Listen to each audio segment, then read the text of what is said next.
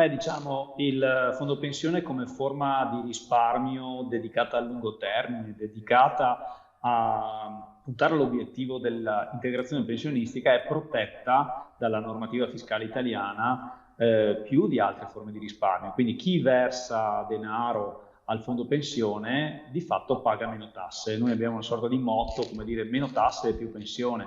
In che cosa si concretizza di fatto questo vantaggio? Beh, per il cittadino, fin tanto che il versamento annuo rimane nel limite dei 5.164 euro, i vecchi 10 milioni di lire annui, ecco, questa somma è deducibile dal reddito, quindi di fatto, andando a versare entro questa soglia, il valore versato non sarà assoggettato a tassazione, per cui si ottiene un vantaggio fiscale pari di fatto all'aliquota fiscale più elevata. Come sappiamo, in Italia varia a seconda del reddito, l'IRPEF è progressiva, per cui banalmente chi magari ha dipendente che ha una paga mensile, che ne so, di 1.400 euro netti, avrà come aliquota fiscale più alta e dunque come risparmio una percentuale del 25% sul reddito più le addizionali comunali e regionali. Naturalmente chi ha un reddito più alto, magari chi supera i 2.000 euro mensili come riferimento, avrà un risparmio ancora maggiore che si approssima al 40%.